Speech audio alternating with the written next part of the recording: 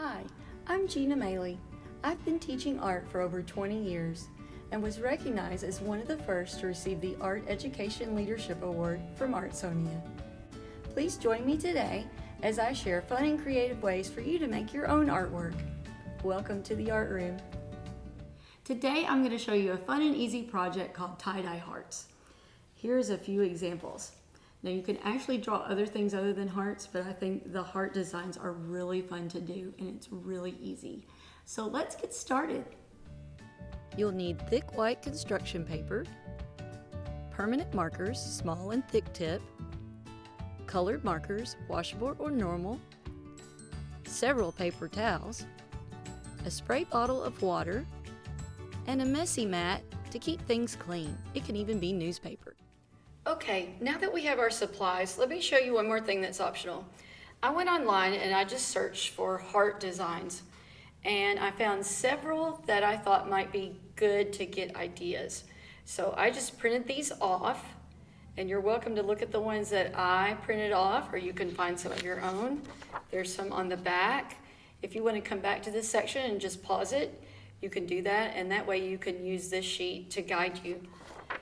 What we're going to start with is one large heart. And I don't want you to worry about making the heart perfect, so I'm not even going to start with pencil first. So I'm going to make one large heart, and I'm drawing it on purpose so that one side is a little bit smaller than the other, and you'll see why.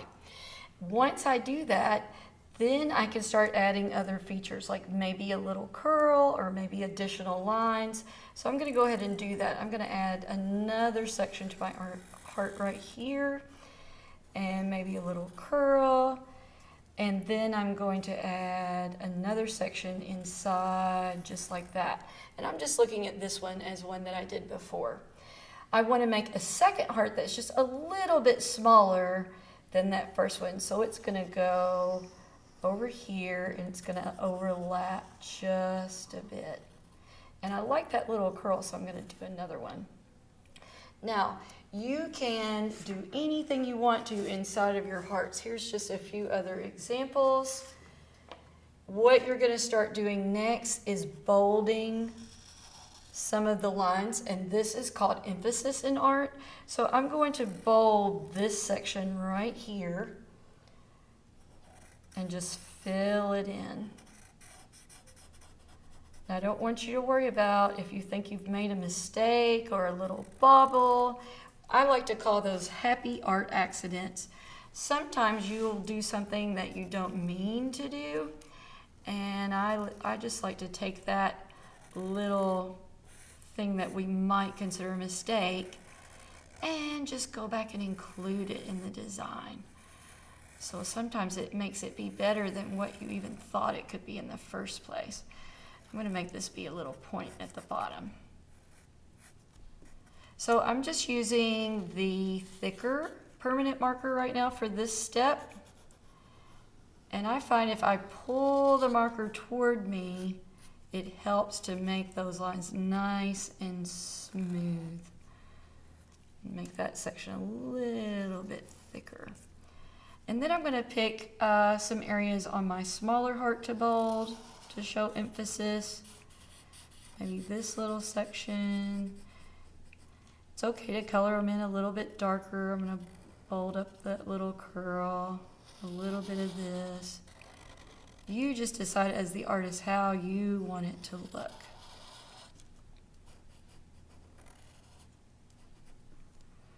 Okay, next we're going to start working on patterns. Now in art, a pattern is anything that is repeated in a planned way. So something that repeats. And maybe one of the things I want to do is divide up the space a little bit, and that will give me some other areas to create patterns. I really like polka dots and little swirls, so I'm going to do some little polka dots here, and I'm still using my regular thicker permanent marker just so they stand out nice and bold. You can also move to your smaller marker, and that's going to give more fine lines. Maybe I do little diagonals that repeat.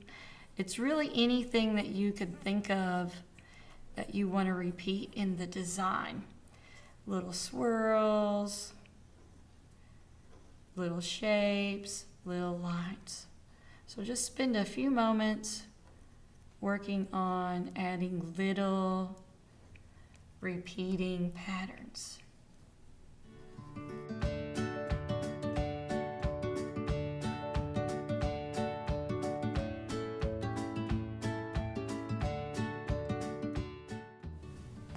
Okay, now let's talk about our background.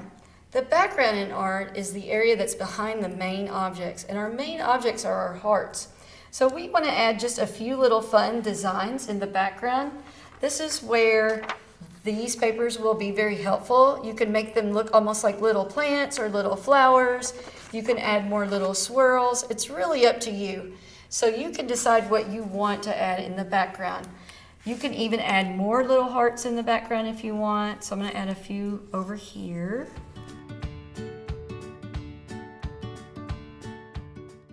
Add a little bit of the thin tip.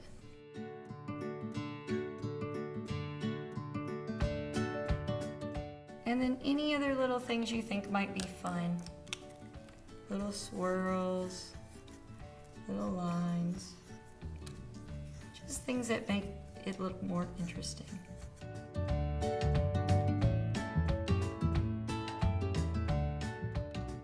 Okay, I think I like that. Now we are ready to talk about color. Now, we've already discussed our markers. Some of these may say washable on them, some not. It really doesn't matter because they're going to work about the same way.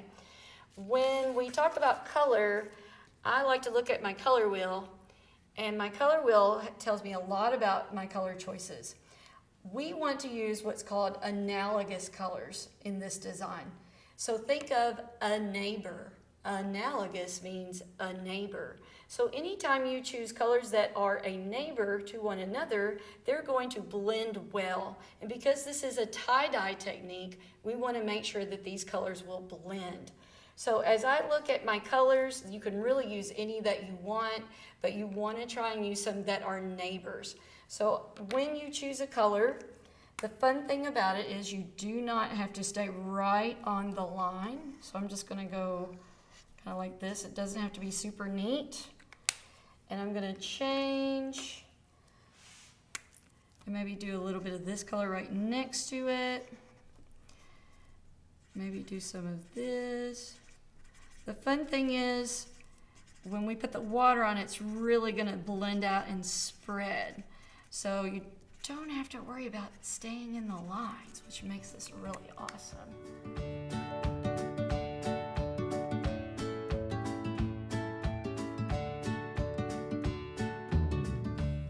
I'm pretty happy with my color. Now comes the fun part. We get to do the tie-dye. Now, like I said, the paper towels you use, it really doesn't matter, but I'm going to put just a couple of paper towels on my messy mat. And then what I'm going to do is turn my picture over so I'm looking at the back. And you want to mist the whole back side. And the paper may start to curl up just a little bit, but that's okay. It's not going to matter. Now flip your picture over. There may be already a little bit of the blending happening. And I'm going to mist the front really well. You almost can't get it too wet. That's what's really fun about it. And you can actually start to see the colors blending a bit. Sometimes I tilt it just to make them move around a little bit more.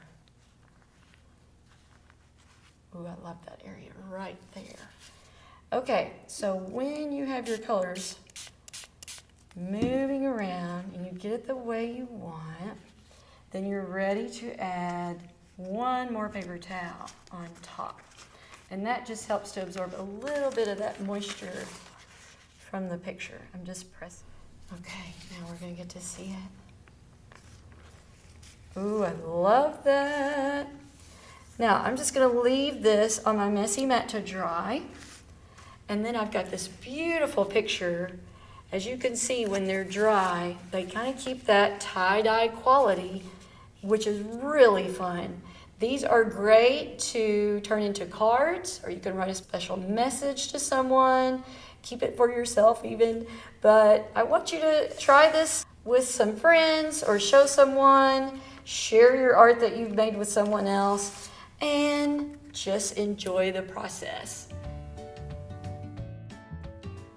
I hope you enjoyed creating your beautiful tie-dye hearts today. Remember to always believe in yourself, share your love of art with others, and make the world a more beautiful place. Until next time, this is Miss Maley in the Art Room.